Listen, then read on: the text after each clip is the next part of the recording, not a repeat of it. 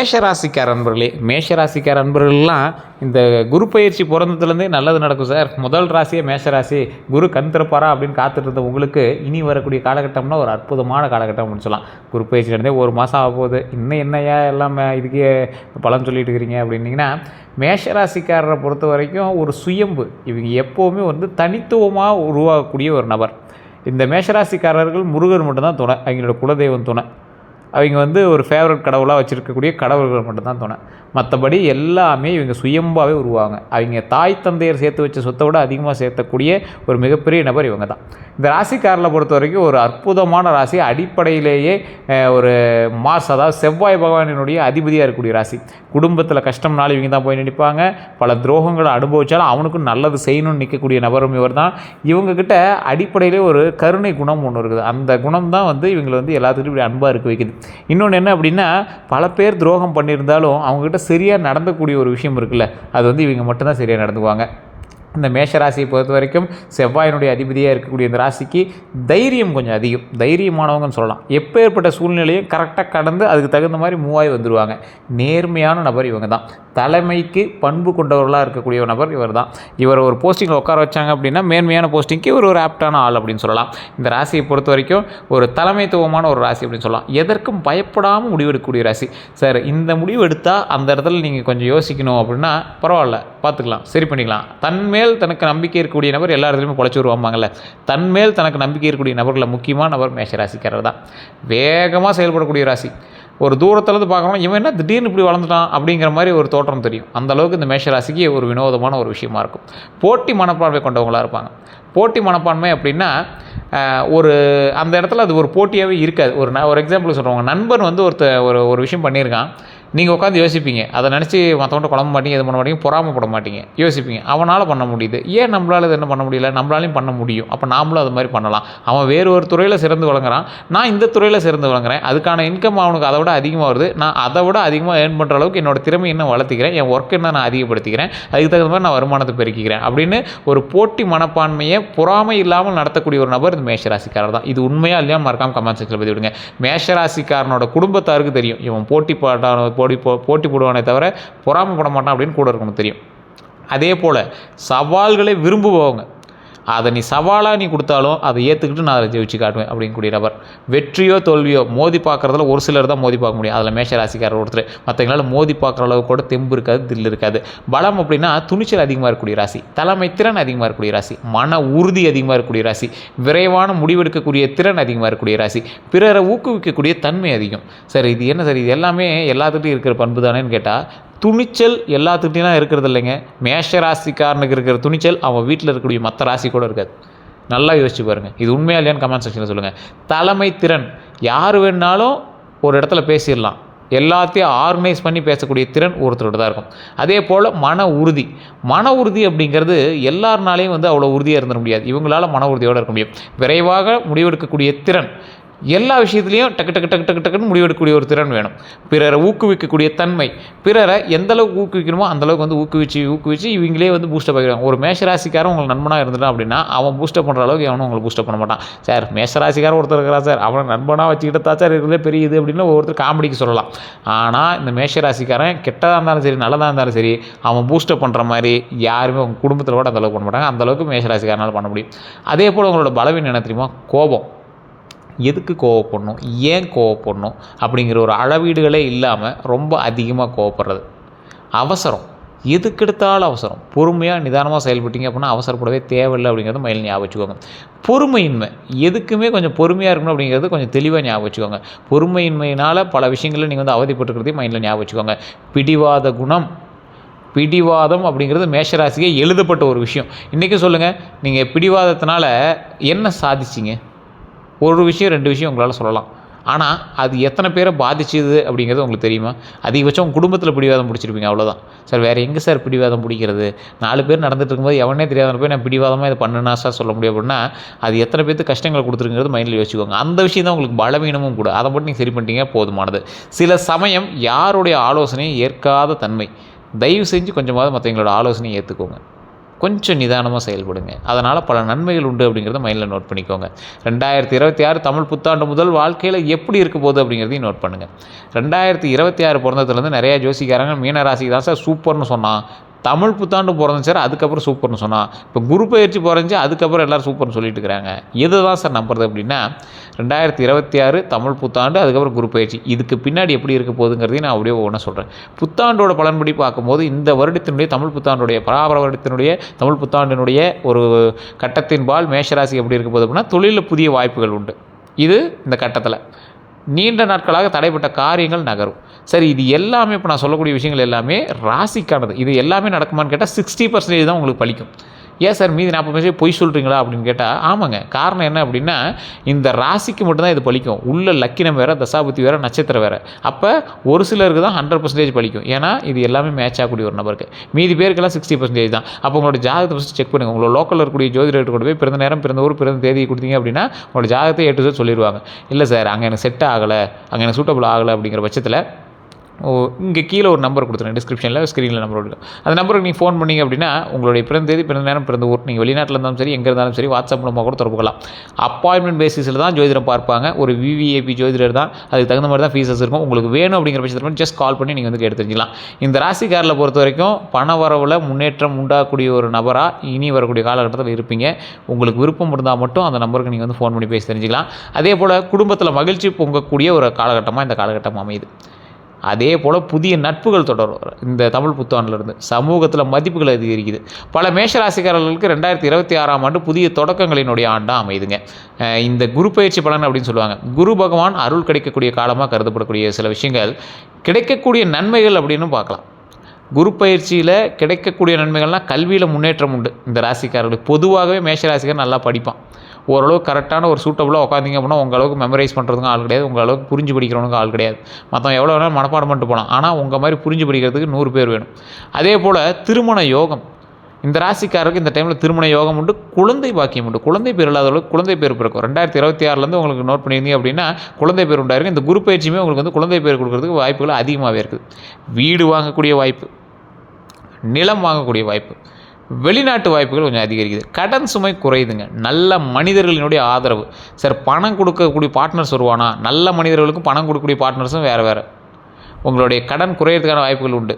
So நிறைய விதத்தில் உங்களுக்கு வந்து வாய்ப்புகள் வந்து உருவாகிட்டே வரப்போகுது. ஸோ கொஞ்சம் பொறுமையாக நிதானமாக செயல்பட்டால் வெற்றி நிச்சயம் அப்படிங்கிறது மைண்டில் ஞாபகம் வச்சுக்கோங்க.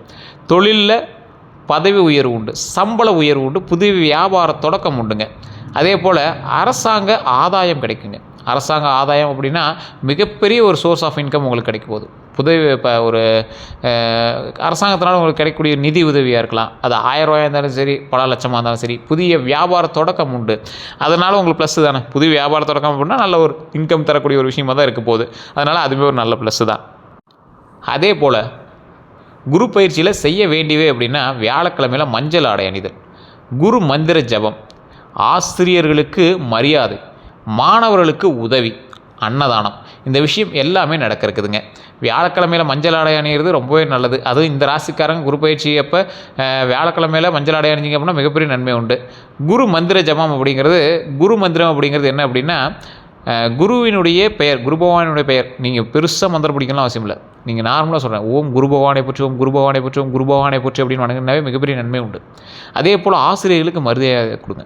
ஸ்கூலில் படிக்கிறீங்க, காலேஜ் படிக்கிறீங்கன்னா கூட ஆசிரியர்களுக்கு மரியாதை கொடுங்க. ஏற்கனவே படித்த ஆசிரியர்களை பார்த்தாலும் நின்று ஒரு டைம் பேசி என்கிட்ட ஆசீர்வாதமாக சில வார்த்தைகளை வாங்குங்க. நல்லா இருப்பா எங்கே போய்ட்டு நம்மளை சொன்னோம்னா மிகப்பெரிய ஒரு நன்மை உண்டு. மாணவர்களுக்கு உதவி, நிறைய உதவிகள் கிடைக்க இருக்குதுங்க. நல்ல மாணவர்களுக்கு நல்ல உதவிகள் கிடைக்க இருக்குது. அதே போல் அன்னதானம், முடிஞ்ச அளவுக்கு ஒரு அன்னதானம் பண்ணுங்க. ஒரு 4-5 பேருக்காக அன்னதானம் பண்ணுங்க, மிகப்பெரிய நன்மை உண்டு.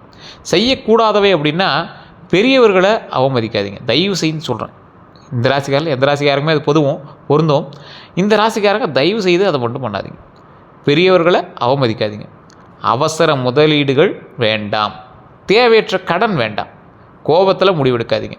தேவையற்ற கடன் வேண்டாம். கோபத்தில் முடிவு எடுக்காதீங்க தயவு செஞ்சு. திருமண பலன் அப்படின்னு பார்க்கும்போது திருமண தடை பட்டிருந்தால் நல்ல வரன் அமையுங்க. குடும்ப சம்பந்தம் கிடைக்குங்க.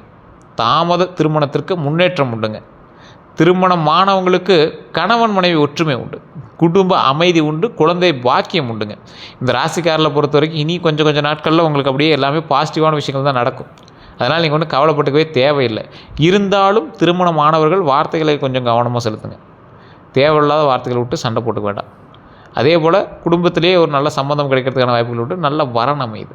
என்ன தான் இருந்தாலும் கணவன் மனைவிக்குள்ளே ஒரு அந்யோன்யமாக இருக்கிறதுக்கான வழியை பாருங்கள். வார்த்தைகளை கொஞ்சம் பார்த்து பயன்படுத்துங்க. தேவையில்லா சண்டை சீரல் உருவாக்காதீங்க.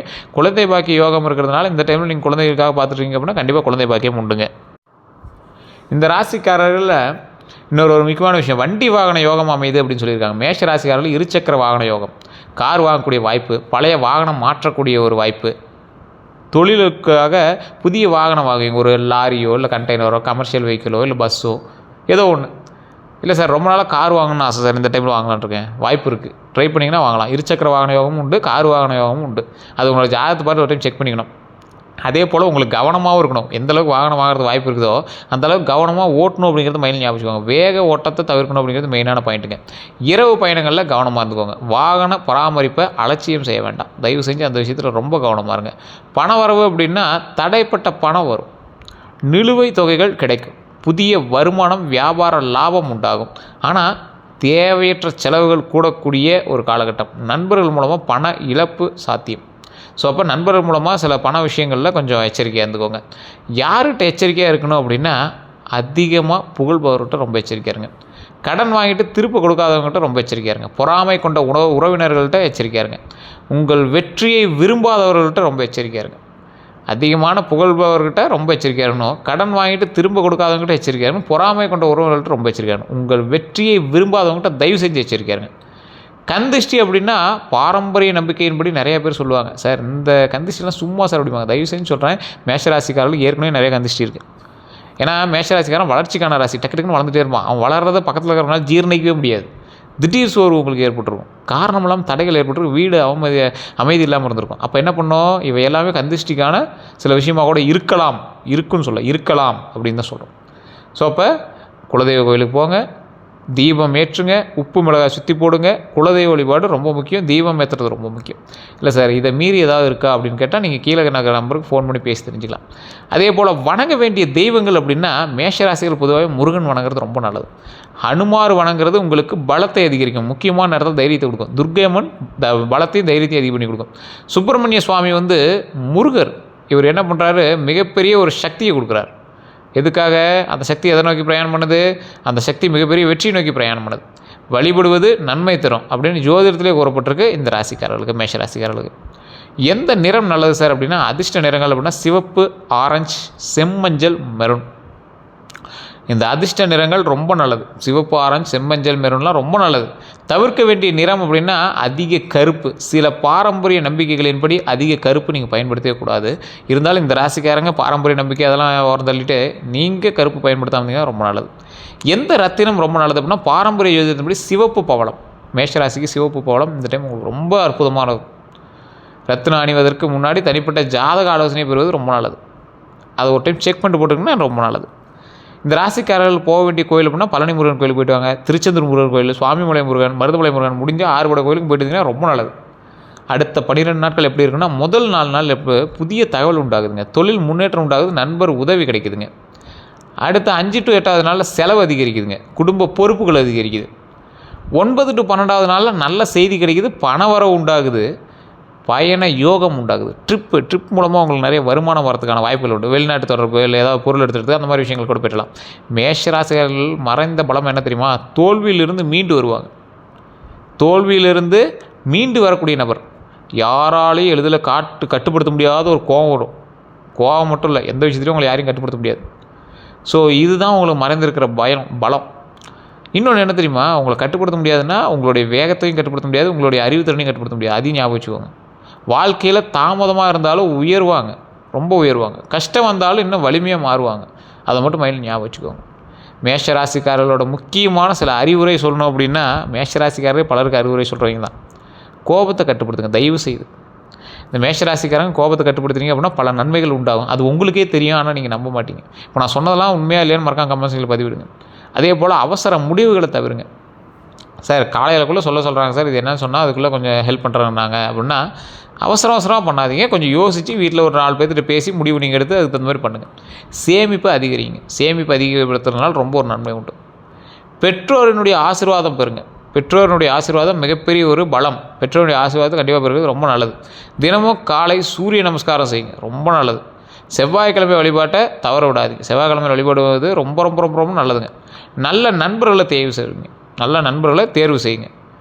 அந்த நல்ல நண்பர்களை தேர்வு செய்வதன் மூலமாக பல நன்மைகள் உண்டு அப்படிங்கிறத மறந்துடாதீங்க. உடல் நலத்தை அலட்சியம் செய்யாதீங்க. உடல் நலத்தை தயவு செய்து அலட்சியம் செய்யாதீங்க. இந்த ராசிக்காரங்க எப்போவுமே உடல் நலத்தை மட்டும் கொஞ்சம் கவனமாக இருங்க. முன்னாடியே சொன்ன ஒரு விஷயம் தான். அதே போல் உங்களுக்கு 6 படை முருகர் தான் உங்களுக்கு மிகப்பெரிய ஒரு பலம். அப்போ நீங்கள் என்ன பண்ணணும், 6 படை முருகரையும் வணங்குங்க. சரி, 6 படை முருகர் கோயிலுக்கு போய்ட்டோம்னா பக்கத்தில் இருக்கக்கூடிய முருகர் கோயிலுக்கு போயிட்டு 6 படை முருகரினுடைய பெயரையும் சொல்லி வழிபடுங்க. மிகப்பெரிய நன்மை உண்டாகும். இது பல பேருக்கு தெரியாத ஒரு விஷயம். பக்கத்தில் இருக்கக்கூடிய முருகரை போய் வழிபட்டிங்க அப்படின்னா போதும், அதுவே ஒரு மிகப்பெரிய நன்மை. முடிஞ்சால் எப்போ எந்த கோயிலுக்கு போய்ட்டு முடிஞ்சாலும் முருகர் கோயிலுக்கு போய்ட்டு வாங்க. இந்த ராசிக்காரர்களுக்கு இது ஒரு பாவ விமோசனம் தரக்கூடிய ஒரு காலகட்டம். குரு பயிற்சியில் ஒரு நல்ல அமோகமான ஒரு காலகட்டம் பிறக்குது. இந்த காலகட்டத்தை நீங்கள் எப்படி பயன்படுத்துகிறீங்கிறது பொறுத்து தான் இனி வரக்கூடிய காலகட்டம் அமையுது. அப்போ பொதுவாக நிதானமாக நீங்கள் செயல்பட்டால் வெற்றி நிச்சயம் அப்படிங்கிறத மறந்துடாதீங்க. இதே போல் இன்னொரு விஷயத்தையும் சொல்கிறேன், ஞாபகம் வச்சுக்கோங்க. இந்த ராசிக்காரர்களுக்கு வெற்றியில் பங்கு இருக்கக்கூடிய அளவிற்கு குலதெய்வத்தினுடைய பங்கும் உங்களுக்கு இருக்குது. நீங்கள் வழிபட்டீங்க அப்படின்னா தயவுசெய்து குலதெய்வத்தையும் போய் அப்பப்போ வழிபட்டுவாங்க. நீங்கள் எந்தளவுக்கு வெற்றி பெறுறீங்களோ அந்த வெற்றிக்கான காரணம் குலதெய்வங்கிறதையும் மறந்துடாதீங்க. ஸோ அதே போல் இந்த ராசிக்காரங்க இன்னொரு மைண்டில் ஞாபகம் வச்சுக்கோங்க. உங்களுக்கு வேறு ஏதாவது சந்தேகங்கள் இருக்குது அப்படிங்கிற பட்சத்தில் கீழே ஒரு நம்பர் கொடுத்து அந்த நம்பருக்கு ஃபோன் பண்ணி பேசி தெரிஞ்சிக்கலாம். நான் சொன்னதெல்லாம் உண்மையாக இல்லையான்னு மறக்காம கமெண்ட் செக்ஷனில் பதிவிடுங்க. அதே போல் இதுவரை நம்ம சேனல் சப்ஸ்கிரைப் பண்ணாமல் சப்ஸ்கிரைப் பண்ணிக்கோங்க. பக்கத்தில் பெல் பட்டன் மறக்காம ப்ரெஸ் பண்ணிக்கோங்க. அதே மாதிரி நம்ம ஃபேஸ்புக்கை ஃபாலோ பண்ணிக்கோங்க. எல்லோரும் நன்றி நண்பர்களே.